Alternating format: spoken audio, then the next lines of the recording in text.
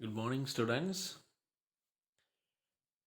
Calicut university BA functional ഇംഗ്ലീഷിൻ്റെ fourth സെബിലെ പേപ്പറാണ് American and post colonial literature. അപ്പോൾ എക്സാം വരാൻ പോവാണ്. ആ എക്സാമിന് സപ്ലിമെൻ്ററി ആയി പോകുമെന്ന് പേടിയുള്ള വിദ്യാർത്ഥികൾക്ക് കുറച്ചുകൂടി ഈസി ആയിട്ടുള്ള ഒരു ക്ലാസ്സാണിത്. അപ്പം ശ്രദ്ധിക്കുക. ജസ്റ്റ് ഇങ്ങനെ കേട്ടുകൊണ്ട് ഇരിക്കുന്നതിന് പകരമായിട്ട് ഒരു ചെറിയ നോട്ടോ മറ്റെന്തെങ്കിലും കടലാസൊക്കെ എടുത്തൊന്ന് പോയിൻ്റ് ഔട്ട് ചെയ്യുക ഇതിൽ നമ്മൾ പറയുന്ന പോയിൻറ്റ്സ്. സോ ക്ലാസ്സിലേക്ക് കടക്കാം. മസ്റ്റ് വാച്ച് ചെയ്യുക, കേൾക്കുക, നോട്ട് ചെയ്യുക. American post colonial literature.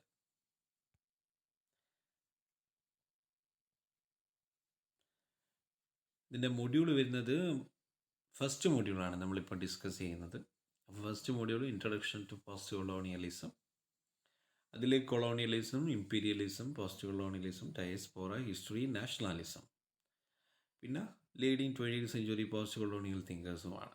Francis Fanon, Edward Said, Homi Bhabha, Gayatri Chakravorty, Spivak.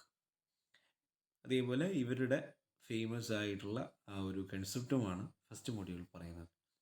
അപ്പോൾ നമ്മൾ എക്സാം ഹാളിൽ പോകുന്നതിന് മുന്നേ ആയിട്ട് നമ്മുടെ മനസ്സിൽ ഉണ്ടാവേണ്ടതാണ് ഈ ഓരോ മൊഡ്യൂളിൻ്റെയും കറക്റ്റ് സിലബസ്.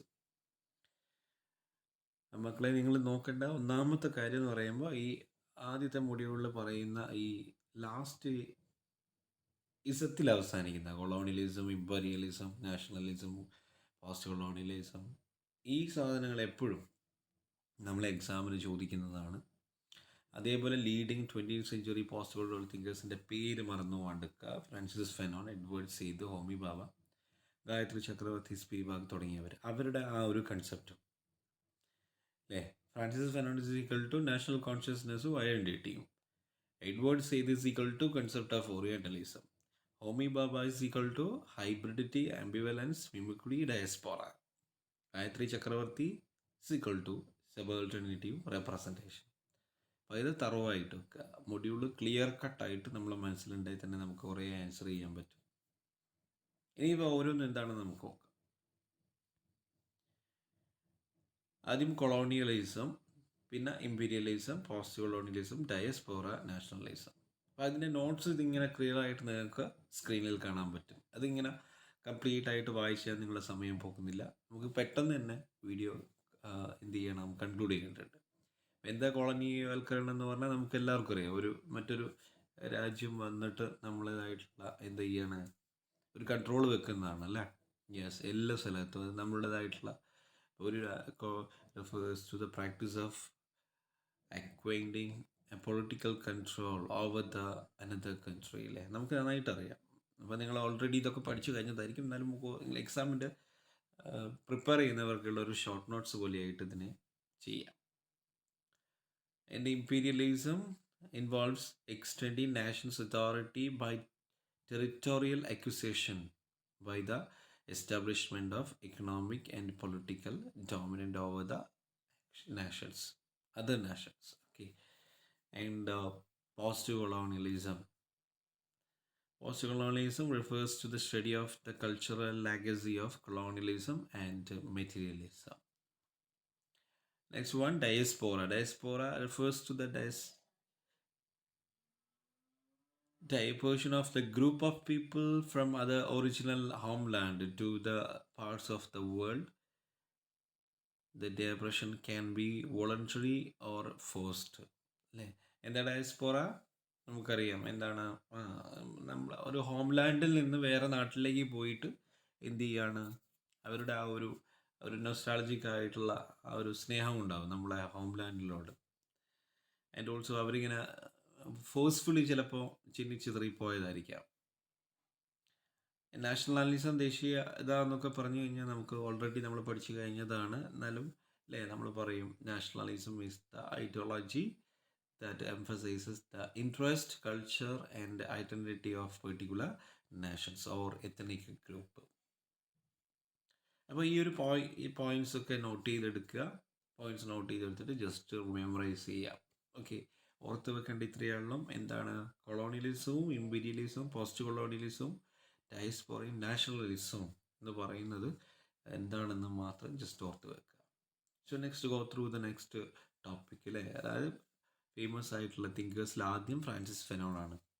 ഫെനോണിനെ നമുക്കറിയാം എന്താണ്, ഫിലോസഫറാണ്, റെവല്യൂഷണറി തിങ്കറാണ്, and also significant role in the post colonial theory അല്ലേ, and colonial movements. Post colonial റൈറ്റേഴ്സിൽ ഏറ്റവും ഇമ്പോർട്ടൻ്റ് ആയിട്ടുള്ള ആളാണ് ഫെനോൺ. നമുക്കറിയാം അദ്ദേഹത്തിൻ്റെ നാഷണൽ കോൺഷ്യസ്നെസ്സും ഐഡൻറ്റിറ്റിയും അല്ലേ എന്ന് പറയുന്ന രണ്ട് കൺസെപ്റ്റ് ഓർത്ത് വെച്ചോളനെ.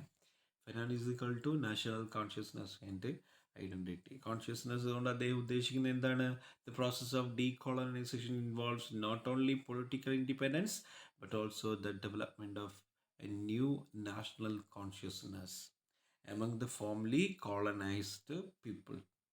And he believed that colonization not only oppressed colonized people politically and economically but also inflicted psychological damage by erasing their sense of identity and self-worth. Identity എന്താണ് ഉദ്ദേശിക്കുന്നത്? ഐഡൻറ്റിറ്റി കൊണ്ട് ഫെനോൺ പറയുന്നു that explored the complexities of identity information in the context of colonialism and its aftermath. He analyzed how colonialism imposed to destroyed and degrading image of the colonized people. നമുക്കെല്ലാവർക്കും ഉണ്ടാവില്ല ഒരു identity. അപ്പോൾ പ്രത്യേകിച്ച് ഇന്ത്യക്കാർക്ക് കൂടുതലായിട്ട് ഒരു കോളനൈസ്ഡ് ഐഡൻറ്റിറ്റി, നമുക്കൊരു സ്വതസിദ്ധമായ വിധേയത്വം നമ്മളെ ഉള്ളിൽ തന്നെ ഇരിക്കുന്നതാണ് അല്ലേ. അതൊക്കെ ചൂണ്ടിക്കാണിക്കുന്നതാണ് ഈ ഒരു ഐഡൻറ്റിറ്റി എന്ന് പറയുന്ന ഒരു ടേമിലൂടെ. He argued that the true liberation requires the reclaiming of one's authentic identity and the assertion of dignity and equality. So go to the next Edward സെയ്ദാണ്. എഡ്വേർഡ് സെയ്ദിനെ കുറിച്ച് പറയുകയാണെങ്കിൽ ഓറിയൻ്റലിസവും power of dynamics and othering and Eurocentrism. നിങ്ങൾക്ക് അതൊന്നും പഠിക്കാനില്ല. മെയിനായിട്ട് ഓറിയൻ്റലിസത്തെ കുറിച്ച് മാത്രമാണ് എക്സാമിന് ചോദിക്കുക. എഡ്വേർഡ് സെയ്ദ് ഏറ്റവും പ്രസിദ്ധനായിട്ടുള്ള ആളാണ് ഈ അടുത്ത കാലത്തൊക്കെ. പാലസ്റ്റീൻ അമേരിക്കൻ സ്കോളർ ആയതുകൊണ്ട് തന്നെ.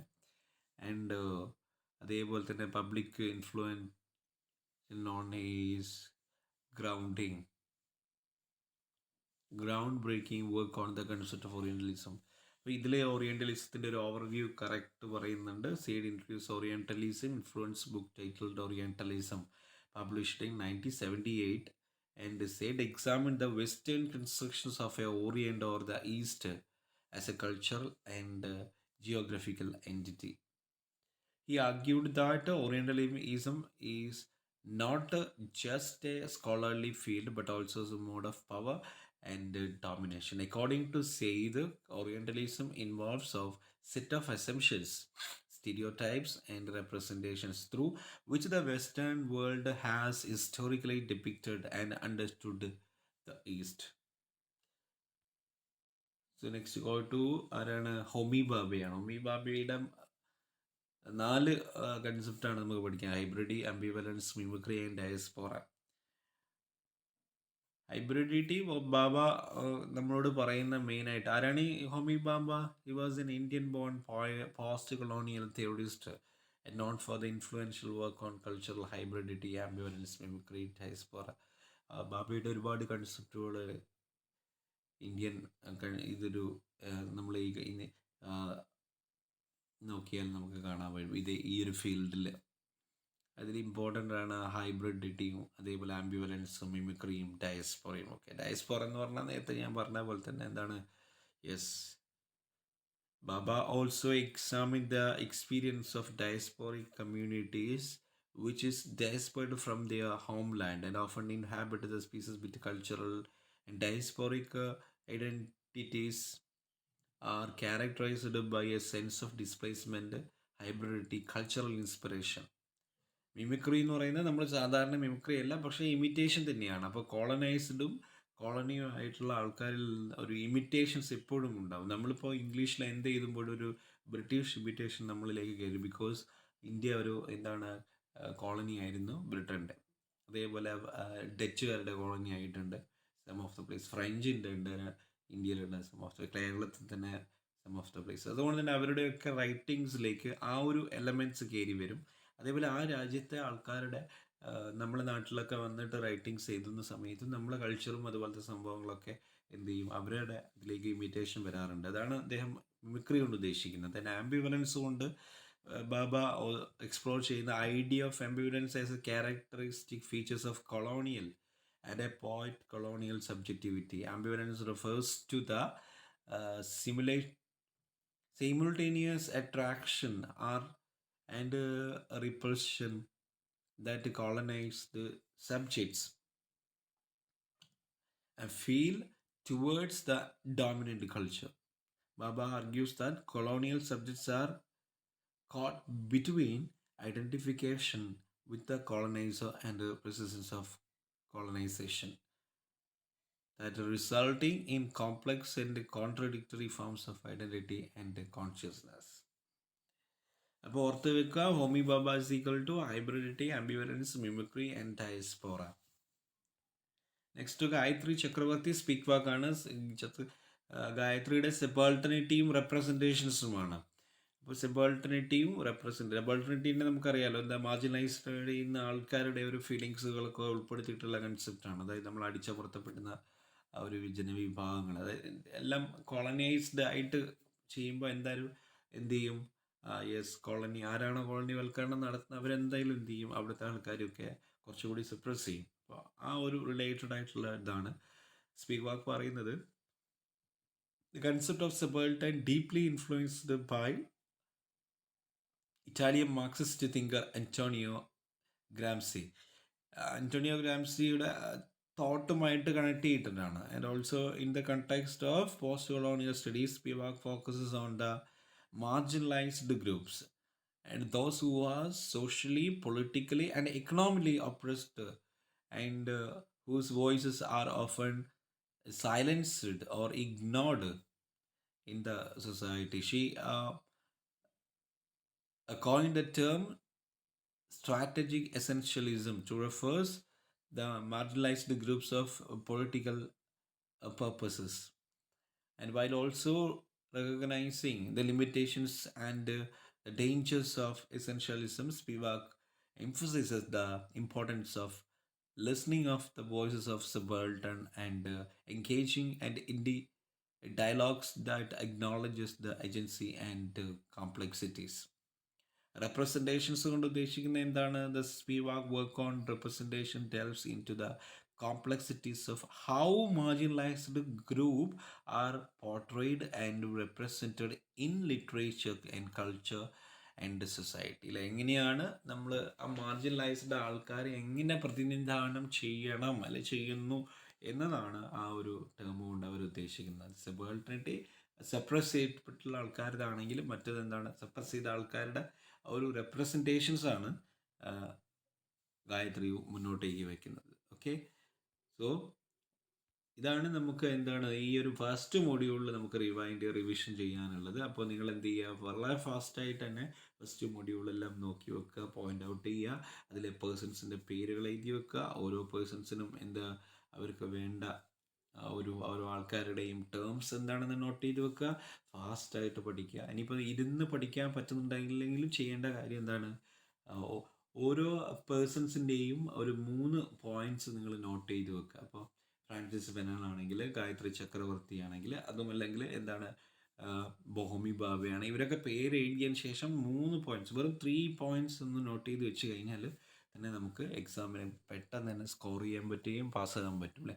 നമുക്കറിയാം ഒരു എക്സാമിന് വേണ്ട മിനിമം മാർക്സ് 28 മാർക്സോളം മിനിമം കിട്ടിയാൽ മാത്രമേ, പ്ലസ് ഇൻറ്റേർണൽ മാർക്സ് കൂടി പോകുമ്പോൾ നമുക്കൊരു 45 മാർക്സ് നമുക്ക് സ്കോർ ചെയ്യാൻ പറ്റും. അപ്പോൾ ഞാൻ ഈ ജസ്റ്റ് ജയിച്ചു കൂടാൻ പറ്റേണ്ട കാര്യമാണ് പറയുന്നത്. സപ്ലിമെൻ്ററി ഇല്ലാണ്ട് എങ്ങനെ നമുക്ക് ഒഴിവാക്കിയെടുക്കാം എന്ന് ആണ് പറയുന്നത്. അപ്പോൾ അങ്ങനെയുള്ള മിക്കവാറും ഈ ക്ലാസ്സുകളെല്ലാം അറ്റൻഡ് ചെയ്യാൻ പറ്റാത്ത കുറേ വോയിസസ് ഒക്കെ ഉണ്ടാകും.